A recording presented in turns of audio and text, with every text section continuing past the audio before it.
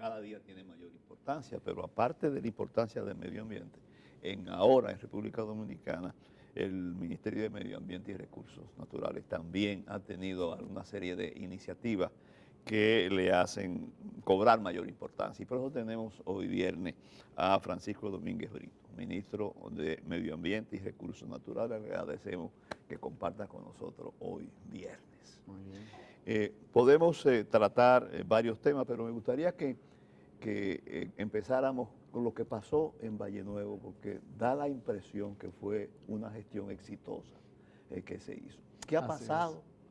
Sobre todo con los que fueron desplazados, que vimos que incluso se inauguró una parte de, sí, una de parte ellos han sido ya de los productores, era otra parte, o los de exproductores. Así es. Cuéntanos eso. Valle Nuevo, pudiéramos decir que comenzó la etapa final de recuperación. Digo la etapa final porque hay áreas que fueron totalmente depredadas, que no podrán ser reforestadas y que habrá que esperar que la naturaleza en 15 o 20 años pueda nuevamente tomar su curso.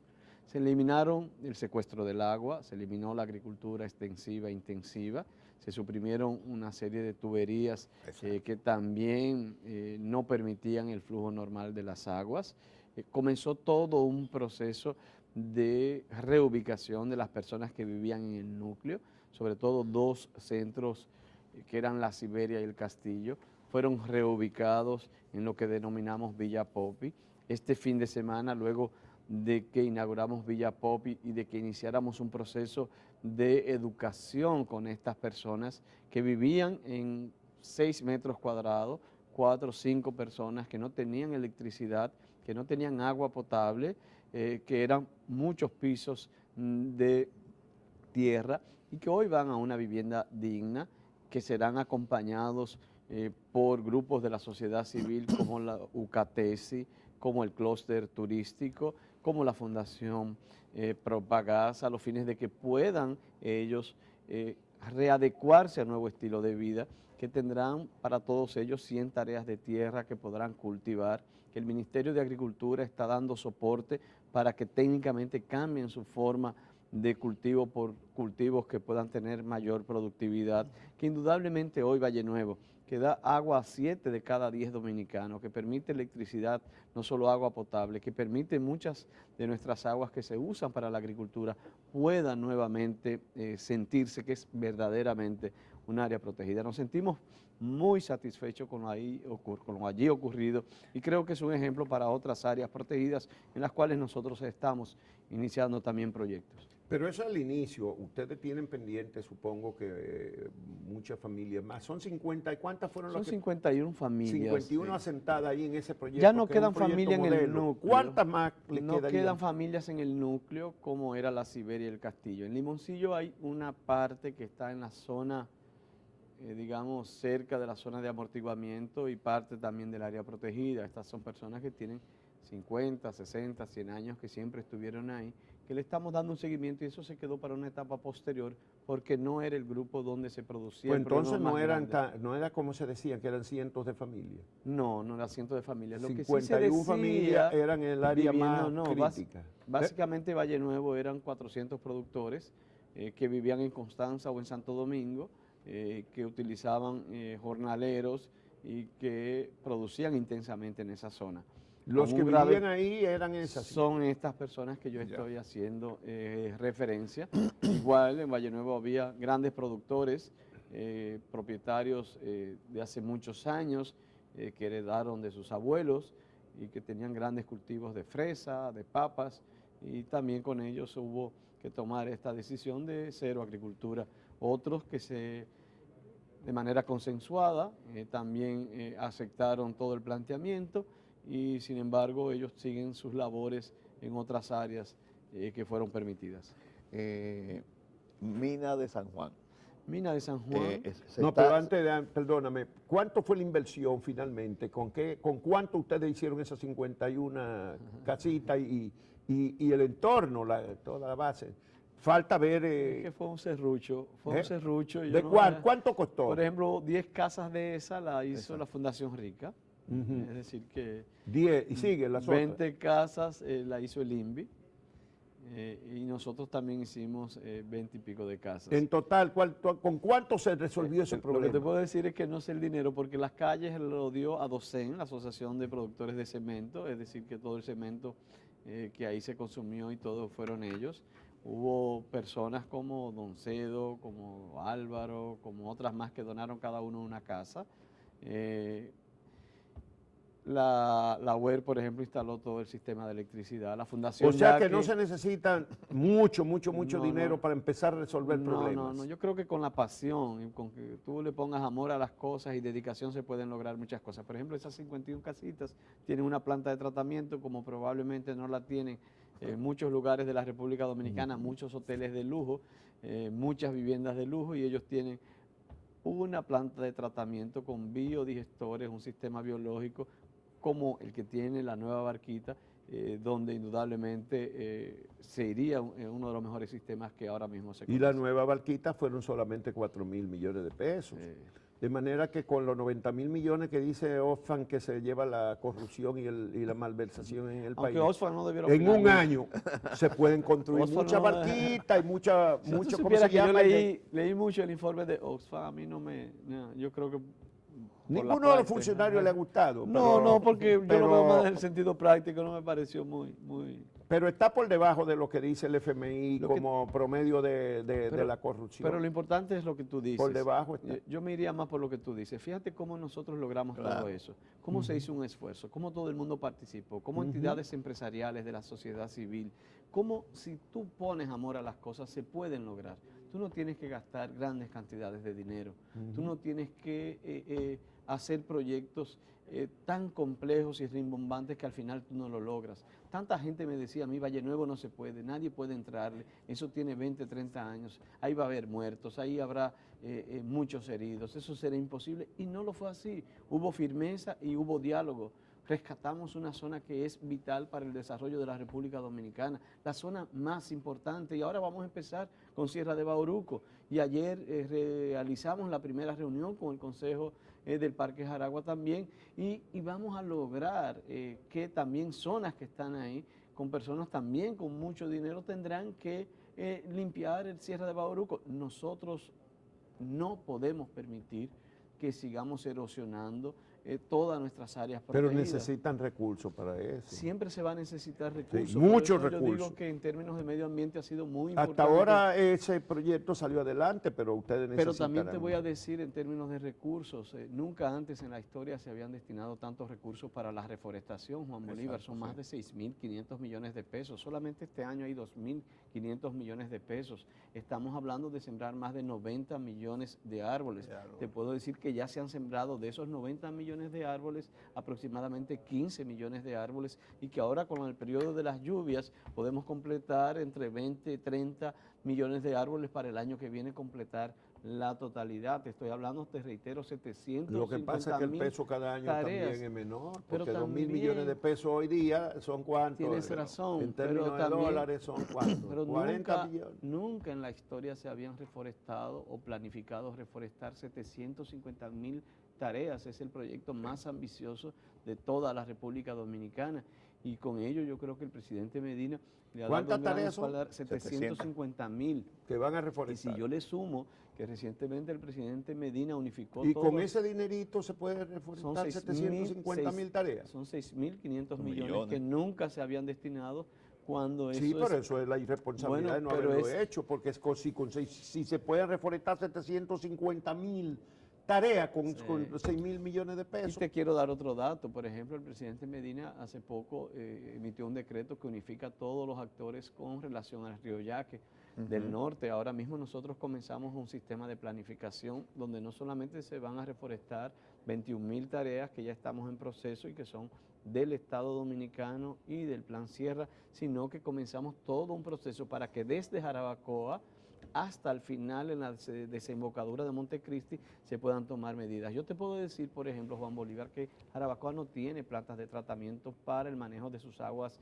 residuales. Ahí comienza la gran contaminación del río Yaque del norte. Todas esas aguas residuales van directamente Bueno, pero eso allá. no es exclusivo de Jarabacoa. No, no es exclusivo. ¿Y en la capital qué porcentaje Nosotros tenemos de la gran urbe tiene alcantarillado solamente el 5% son tratadas y al final de diciembre de este año entrará la planta Osama y vamos a llegar a un 25%, lo cual también para mí es una gran revolución en materia de medio ambiente, porque yo te voy a decir una cosa. Un 25%. De 5. Y la base, digamos, Sí, de recolección. todo se va a modificar. Ya terminó en más de un 80% la planta de tratamiento, que es lo más No, difícil. digo, aparte de la... Pero ahora se van a modificar. Para recolectar, Todo el tratar sistema- el 25% se requiere una Hay construcción subterránea muy grande. 18 barrios, sobre todo en la zona norte, sobre todo todos los que tienen su desembocadura en el río y el Osama, que empieza todo su proceso de cambio de cloacas y de tuberías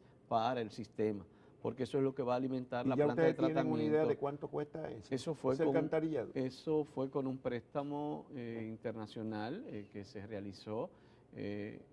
Lo está haciendo una empresa ¿Pero española. cuánto cuesta eso? No recuerdo si fueron ciento y algo de millones de dólares que costó todo el proyecto. Lo tiene básicamente la CAS, que está empujando seriamente todo ello. Pero lo que te quiero decir con el Gran Santo Domingo, y qué bueno que tú tocas ese tema, es que nosotros, toda la historia en el Gran Santo Domingo, ningún gobierno había invertido en algo que no se ve, porque el manejo de aguas residuales no se ve a la vista, pero sí se siente en materia de salud.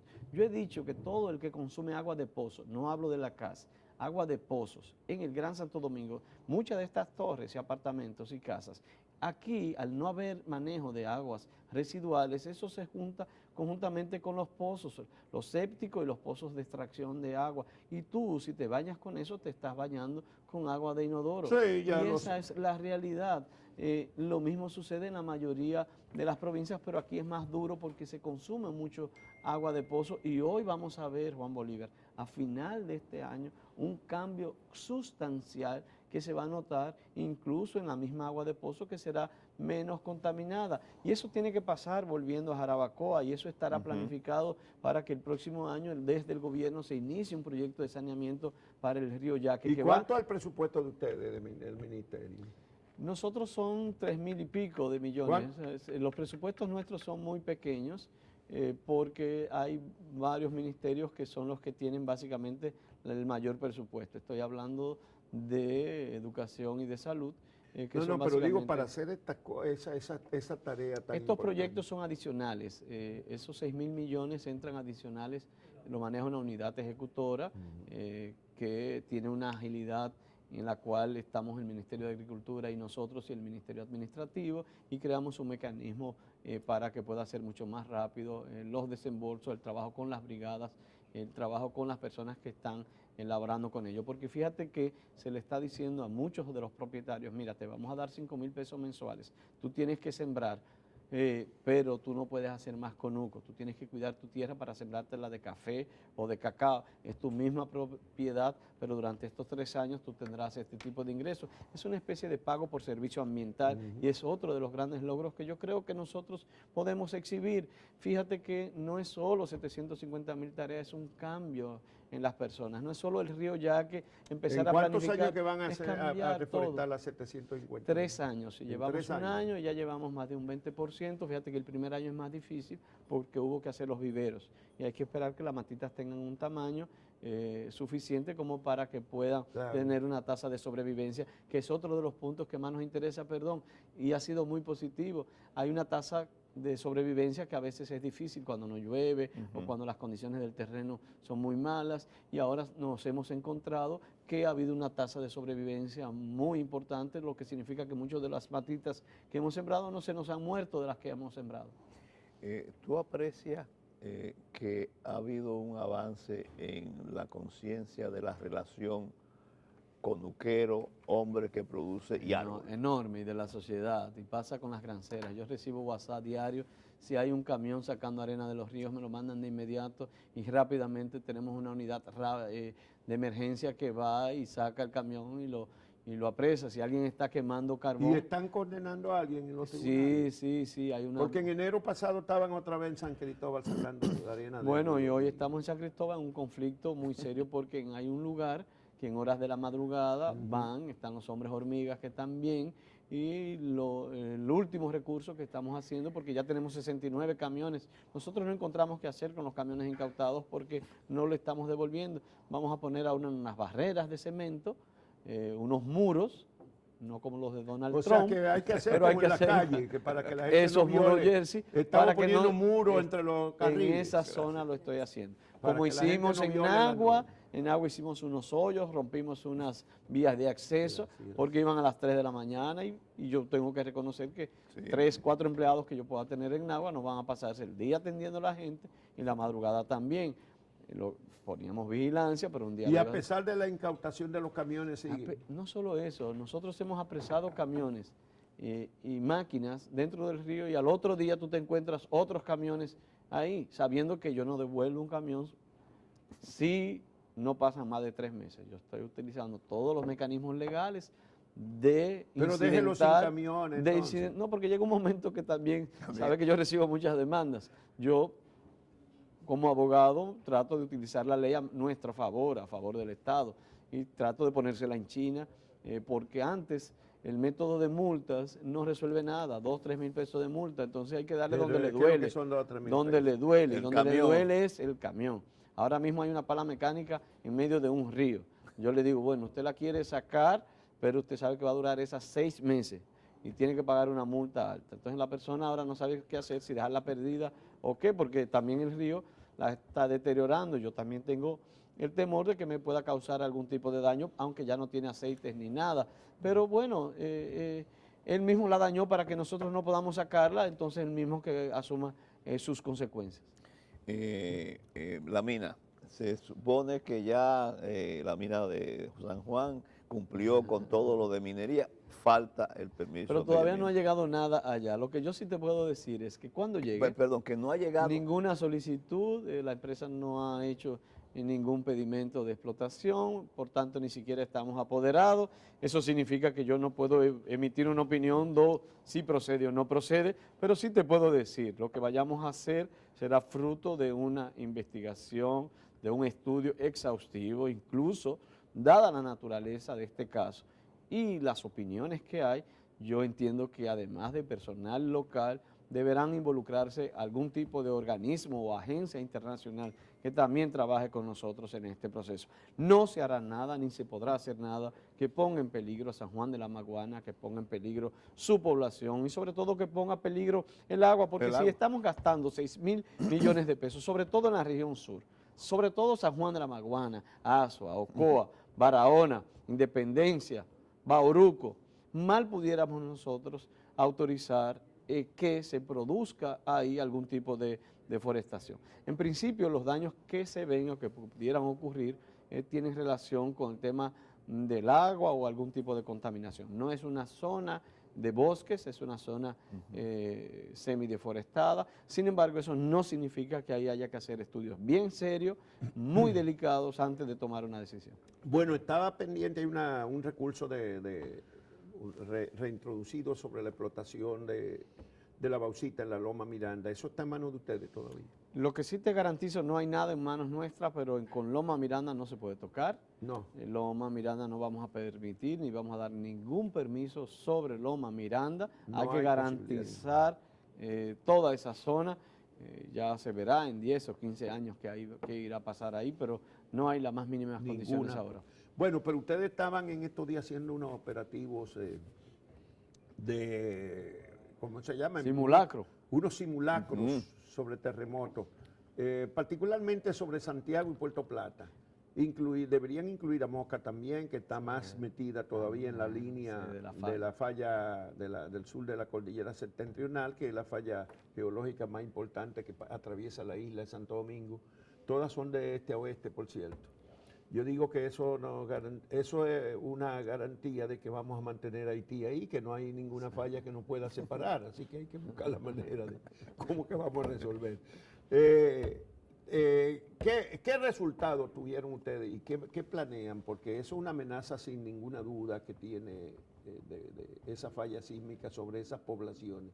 ¿Cuál fue el resultado de ese simulacro? Mira, el miércoles 14 a las 9:45 se presumió que le ocurrió un gran terremoto en Santiago y Puerto Plata, donde presumíamos miles de heridos y cientos de muertos también.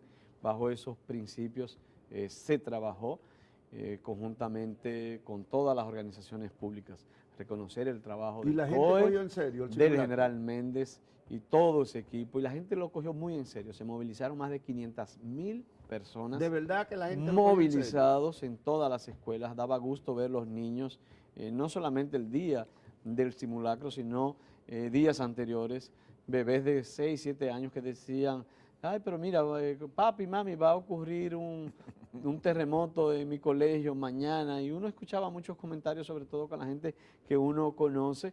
Los hospitales también jugaron su rol, el Ministerio de Salud y el Ministerio de Educación cumplieron plenamente. Te reitero, más de 500.000 personas de una manera u otra se movilizaron. Todas las empresas de Zona Franca, el aeropuerto, Cibao también trabajó seriamente, y muchas otras empresas privadas, Corazán, la Cora de Puerto Plata, el gran trabajo del gobernador Iván Rivera de Puerto Plata y de Aura Toribio de Santiago. Son todos los puntos que hay que resaltar. Ahora, ¿qué es lo importante de esto, Juan Bolívar? La seriedad con que uno tiene que asumir esto. ¿Por qué?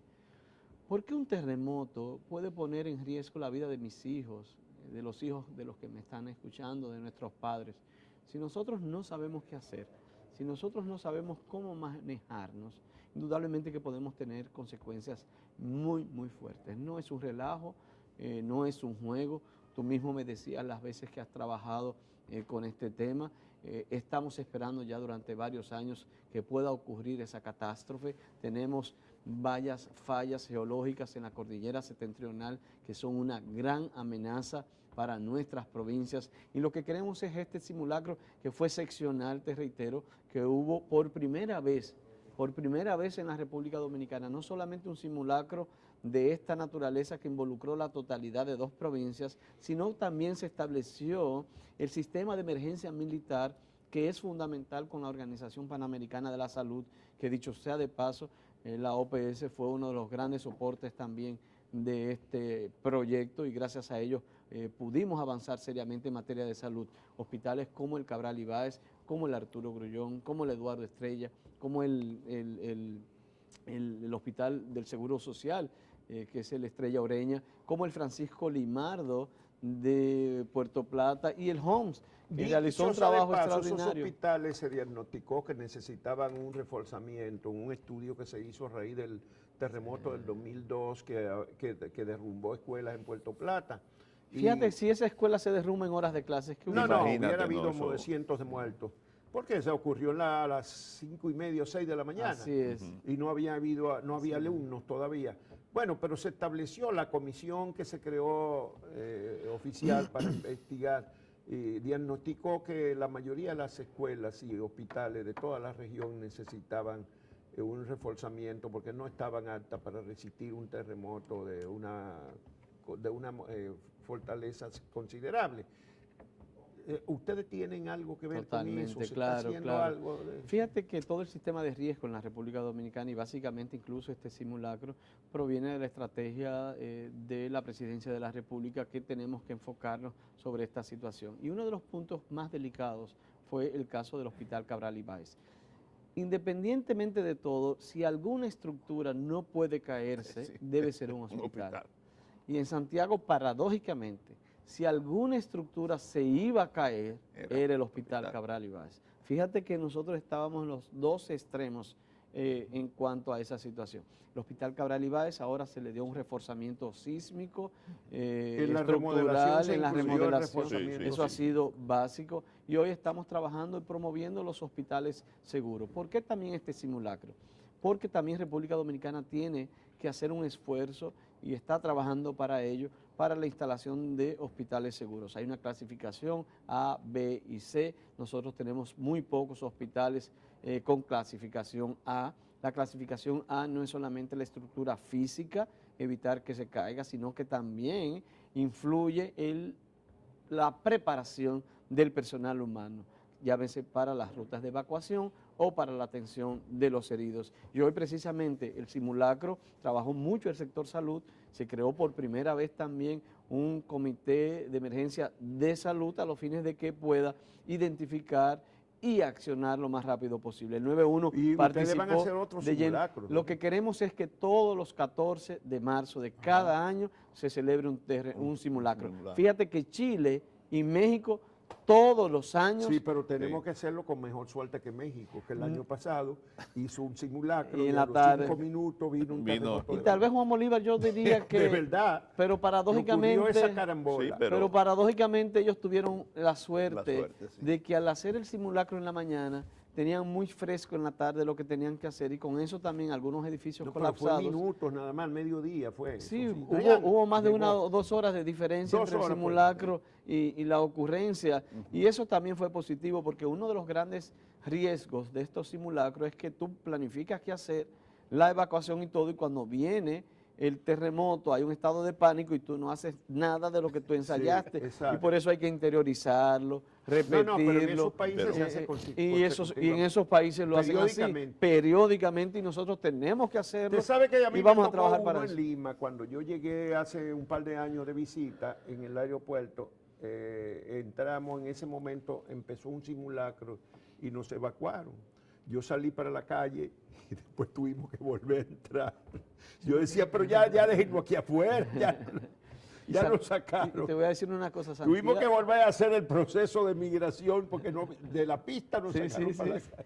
Santiago fue muy crítico porque a raíz de aquel terremoto que no llegó tanto, yo vivía permanentemente en Santiago en ese momento, no ahora que paso una parte aquí y otra allá, y nosotros todas las noches era sentado en los contenes porque nadie, con las réplicas, nadie quería entrar a las casas. Claro, y en ese momento había muchos apagones, yo recuerdo, fueron situaciones bastante complejas. ¿De qué año fue ese? Estamos hablando de 2002, me parece. ¿Del 2002? Sí. Es el que afectó Sí, que seriamente fue a Puerto Plata. muy crítico y verdaderamente Bueno, ya se nada más nos sintió. queda unos minutitos. Sí, yo un par de minutos. quiero simplemente, fue de los privilegiados que fue convocado. A la Pero reunión. no hablemos de A la política. reflexión. No, pero simplemente, ¿qué puede decirse de esa reunión, de esa invitación? ¿Cómo fue la cosa? Realmente no puedo decir nada de eso. Yo sí te puedo decir, porque lo Pero hablaba sí con los que estaban Rafael. presentes dicen que estaban todos los que son precandidatos, excepto Leonel. Lo que yo te puedo decir, Juan Bolívar, es que hablaba tras cámara con Rafael, que el mundo vive situaciones muy complejas, desde China ahora, vemos los Estados Unidos y nuestros países de América Latina. Y sea en cualquier reunión aquí o allá, nosotros tenemos que trabajar el tema de la democracia con mucha delicadeza. Hoy Venezuela anunciaba que vive una situación crítica y República Dominicana no puede dejar las cosas que fluyan así. Tenemos todos que sentarnos. Ahí hay grandes debates con la ley de partidos políticos, con la ley de primarias abiertas o cerradas. Tiene que haber diálogo, tiene que haber consenso, tenemos que fortalecer los partidos. Y eso no se dio hace muchos años, ese diálogo y ese consenso. No seguir. viene hace 20 años dándose. El diálogo no debe parar nunca. Se celebró hace Pero 20 años, hace 10, los consensos acordados deben respetarse. deben permanecer y deben avanzar. Lo que yo te quiero decir, la democracia dominicana tiene que seguir fortaleciéndose, no solamente en un proceso de elección, sino en los mecanismos de control, en el fortalecimiento de Cámara de Cuentas, en el fortalecimiento de las políticas congresionales. Nosotros tenemos que seguir avanzando porque hay muchas amenazas. Tú me preguntas, y yo no debo entrar en algunos detalles, y en eso quiero las disculpas, pero sí yo decirte que en el PLD tiene que haber siempre una reflexión sobre la democracia interna y sobre la democracia a nivel O sea que ya nacional. deben de proceder a elegir los Nosotros dirigentes, no a prorrogarlo cada 4 años. Nosotros tenemos necesidad de seguir fortaleciendo precisamente esos mecanismos internos de democracia, de participación, y no solamente nosotros, todos los partidos, nosotros tenemos que trabajar seriamente en buscar la participación de la gente y yo creo que ahí es que debe irse toda la reflexión. Bueno, muchísimas gracias, Gracias licenciado a Francisco ustedes, Domínguez sí. Brito, ministro de Medio Ambiente y Recursos Naturales. Naturales. Y Recursos Naturales. Medio Ambiente y Recursos Naturales. Déjame decirte algo, no me da tiempo. ¿Eh? El lunes tenemos una reunión con la Asociación de Industrias en el Ministerio de Ambiente logramos reducir los permisos en materia de construcción de 6 meses a 3 días. Y hoy en materia de industria, tanto la industria nacional como la industria de zona franca, vamos a anunciar la transformación total de la permisología, que yo creo que también eso es para nosotros una noticia sumamente Muchas importante. gracias. Gracias de verdad.